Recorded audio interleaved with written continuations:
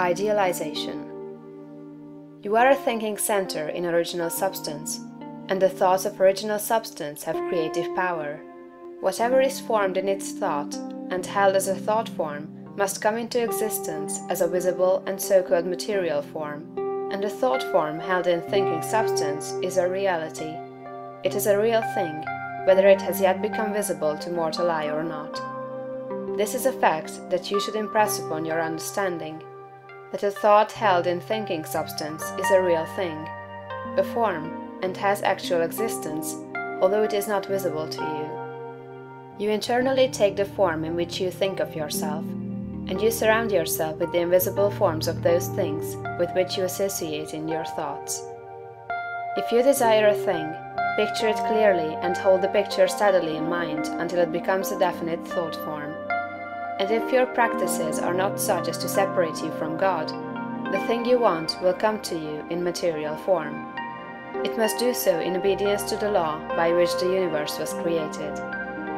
Make no thought form of yourself in connection with disease or sickness, but form a conception of health. Make a thought form of yourself as strong and hearty and perfectly well. Impress this thought form on creative intelligence, and if your practices are not in violation of the laws by which the physical body is built, your thought form will become manifest in your flesh. This also is certain. It comes by obedience to law. Make a thought form of yourself as you desire to be, and set your ideal as near to perfection as your imagination is capable of forming the conception. Let me illustrate.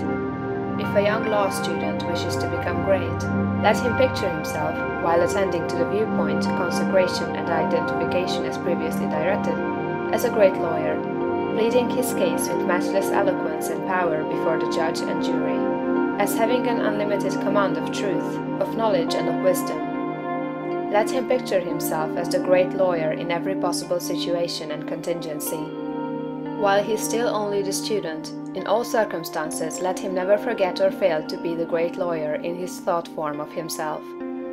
As the thought form grows more definite and habitual in his mind, the creative energies, both within and without, are set at work.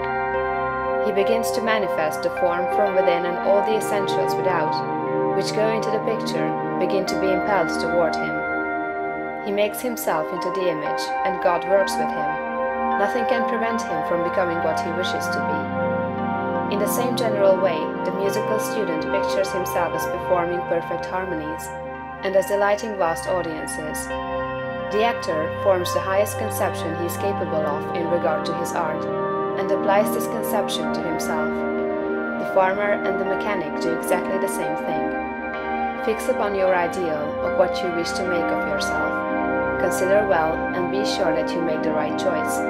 That is, the one that will be the most satisfactory to you in a general way. Do not pay too much attention to the advice and suggestions of those around you. Do not believe that anyone can know, better than yourself, what is right for you. Listen to what others have to say, but always form your own conclusions. Do not let other people decide what you are to be. Be what you feel that you want to be. Do not be misled by a false notion of obligation or duty. You can owe no possible obligation or duty to others that should prevent you from making the most of yourself. Be true to yourself, and you cannot then be false to any man.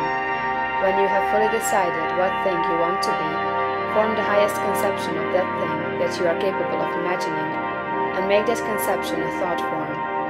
Hold that thought form as a fact, as the real truth about yourself, and believe in it. Close your ears to all adverse suggestions. Never mind if people call you a fool or a dreamer. Dream on. Remember that Bonaparte, the half-starved lieutenant, always saw himself as the general of armies and the master of France, and he became in outward realization what he held himself to be in mind. So likewise will you. Attend carefully to all that has been said in the preceding chapters, and act as directed in the following ones, and you will become what you want to be.